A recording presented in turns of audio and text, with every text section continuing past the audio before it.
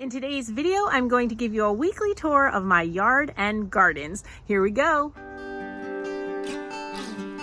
Today I'm going to give you a tour of our garden. It's really early, so not much is blooming, but you can at least, have a starting point. And I'm going to do this once a week to show you how the garden changes and how the pots get filled and just how the yard shapes up. We moved into our house about it'll be 3 years in November, and there really wasn't much here as far as gardens went. I'll explain that as we go. So we're kind of starting from scratch, and we haven't invested a ton of money to the outside yet. We're doing it little by little. So let me turn the camera around and I will walk you through the garden. It is May 6th, and I am in Minnesota, so very early here in our gardening season. So this is my little whirly gig. It did lose one of the other side of it. It was very cool looking, but it rusted. So now it's more like a windmill, but that's fine. I still like to watch it. And so here I have a sedum mix that I picked up at a garden center. That's probably about 2 years old. This is some creeping phlox, which I hope I get blooms on it. It's still early, but I don't know. We'll see. We'll see what happens there. These are lilies. And to be honest, I don't remember what this is. I planted it about 2 years ago. So we'll have to wait till it blooms and we can be surprised together. In here I had cone flowers last year, but that might be some cone flower coming up. I can't tell yet. It's too early. And I do not know what this is. If anyone recognizes that, I don't remember planting anything that looked like that, so I don't know what that is. We'll have to see. The deer have destroyed the asters. That's unfortunate. And then more lilies. This used to be a bed of just onion grass. It's horrible and it still comes up, so I just dig it up as I see it. I have to get out. You have to go deep because there's onion bulbs and it will take over the entire garden. So my son dug this out for me. We had to go like 3-4 inches down, take the dirt out and fill it with new soil. It was a very hard project. I was very grateful to him for having done that. And these I picked up at a yard sale last year. Just like to have shiny things in the garden. I think it adds to the look. The deer also devoured this shrub, which I don't even know what it is. I thought I knew what it was, but it never gets flowers, so it's not what I thought it was. Maybe one of you knows. But it seems to be coming back. The deer also devoured, this is a lily, but it doesn't look like much of one right now. Apparently it's a tasty treat. I believe this is a choke cherry. It's going to burst with blooms here shortly, within probably the next week. This is what the berries look like. I don't know. Again, this was here when we moved in, so not 100% certain. This bird feeder is well loved by the neighborhood feathered friends. Okay, and then moving across the yard, we are working on, I pull our dandelions by hand because I don't like to use a lot of chemicals because we like to let the guinea pigs eat the grass, but they can't eat any of the chemicals. So try to keep our lawn chemical free. So I put this bed in last year. It's kind of hard to plant back here because you can see the tree roots. So just kind of did my best. Put some hostas and some ferns. I love this hosta. It's called Patriot, I think. Yeah, Patriot. And you can see it's variegated, so it has white on the edges of the leaf. It's real pretty. But everything is really just freshly coming up. I mean, our spring is just much later than other places. And then the ferns, this is their 3rd year, I believe, and they are starting to spread. So that's terrific. This, I had done an experiment. There was a hosta in here and I wanted to see if I could winter it over, and it did not work. This is where it should be coming up and it is not. So that didn't work. What was it? It was Hannah.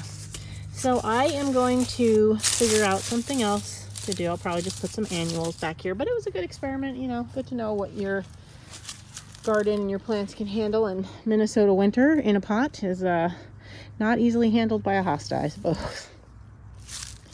And here's what the yard looks like from this angle. We are going to be painting the deck as well as the house. And we haven't really taken the time to clean up under the shed. This is a shed here, and that's our family room. We haven't cleaned up under there really yet. There's some junk here that just collects over the winter, but I'm planning to take care of that in the next few days. We'll go look at the lilacs next.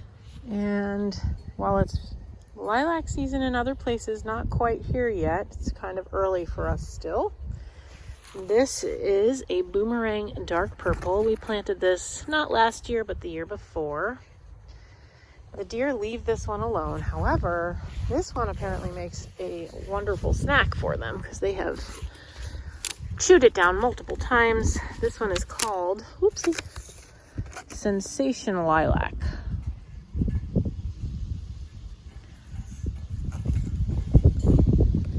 No buds on this yet, but at least it's still alive. They really went at this one.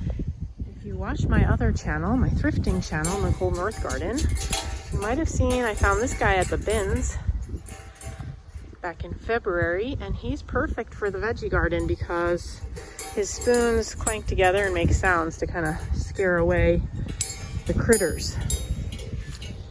And not much going on in the garden yet.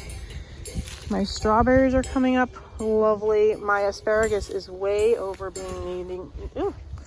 my asparagus is way overdue for being harvested. So you're supposed to harvest it in the morning when it's cool, but I think I'm going to come out tonight because it is cool here in Minnesota. It's only about 60 degrees, and I'm going to harvest it. And these might be beyond when they would taste good, but we'll see. I just have lost track of time. And then the rhubarb is looking great. And then usually along the fence, the little gate there, I usually plant zinnias and some other cutting flowers. And then I do some tomatoes. I've done beans, but I think this year I'm going to focus on herbs that I can feed to our guinea pigs. So I'm going to keep this mostly as an herb garden with some tomatoes. That'll be about it. And this is the side of our house. I'm going to do some decor out here. Make some things just to decorate this wall. So this is basically like under an addition that was put onto our house, not by us. House needs to be painted, but this garden, I put these plants in last year. This is catmint,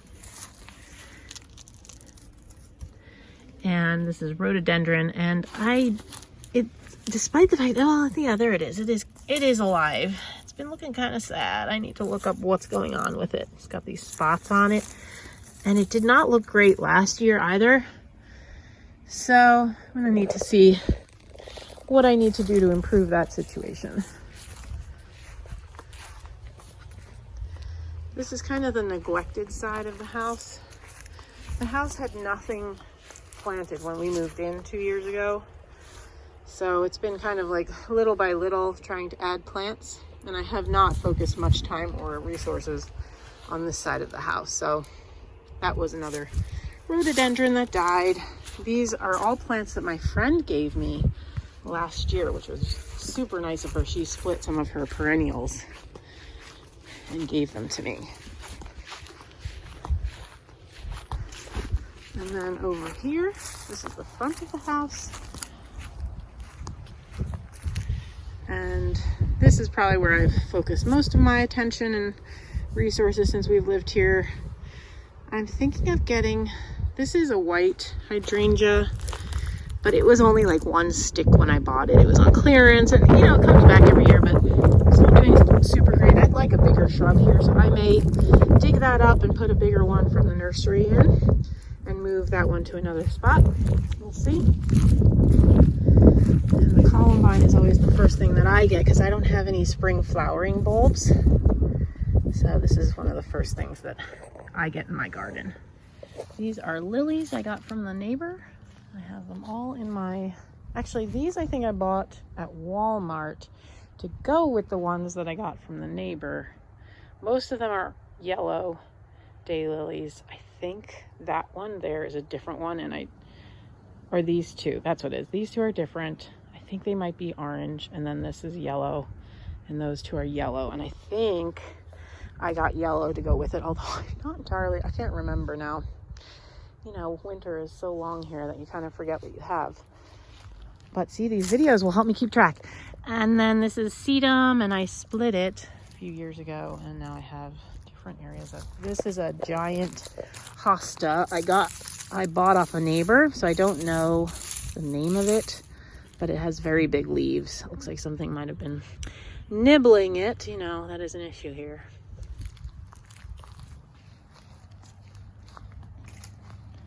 We're gonna remulch the gardens. Haven't gotten around to that yet. This is one of my favorite little hostas. It gets very dark purple flowers. I know a lot of people grow hostas just for their leaves, and I do love the leaves, the bright green, but I also love the dark purple flowers that this one puts up. And this is another favorite hosta. It's called June, and I have two of them. This is Siberian iris. I have not had a bloom from this yet. It was almost dead when I got it from the garden store on clearance. It's something I tend to do. I rescue plants. So we'll see if I get any flowers off of that. And again, it's still very early in our spring. It's another hosta and some lamb's ear that my friend gave to me. And then this is an endless summer hydrangea, which is supposed to get growth on its old wood, and it really isn't. And actually a lot of it has snapped off. You can see you're not supposed to prune this, but I'm only getting new growth. So it's technically for a slightly warmer climate, like a half zone warmer, but I thought maybe if I put it by the house it would be okay. I mean, they are sold here, so we'll see. Maybe next year I'll have to make sure I mulch it a little bit better. And then there's another columbine. And this is a little bird bath. I love it though. I spray painted the stem of it, or whatever you want to call it, copper. It was black, but I made it copper to go with my little rooster that I got at a garage sale last year, and that little doohickey. So I like garden ornaments. Not much happening on the porch here yet. I've started getting some things out. The pots are kind of ready to go. I have plants, but it's still just too early. Usually they say to wait till after Mother's Day. So I'm going to plant probably, and our Mother's Day is supposed to be cold here. So I'm going to wait till next Monday. So this is going to be a DIY porch sign. And I'll show you all the planting once I do it. And we have some creeping Jenny that did come back. That was a surprise. And this is, I was not expecting this either. It was a perennial. I knew that when I planted it, but I knew that I was putting it in pots, and because it gets so cold, stuff in pots doesn't really usually survive, even though it was in the garage, but this one did. So cool. It'll have little white flowers. So we are fortunate to live on a corner, and so we have this nice long lawn here. And we have these two maples. They are always the last thing to bloom, to get their buds. So they kind of still look very wintry. And around the base, the previous owners had put these rings with mulch, and so I just added some little plants. And I usually plant some annuals in there for some pops of color, but these are just another variety of sedum to each of that, and then more of that other plant that I broke apart.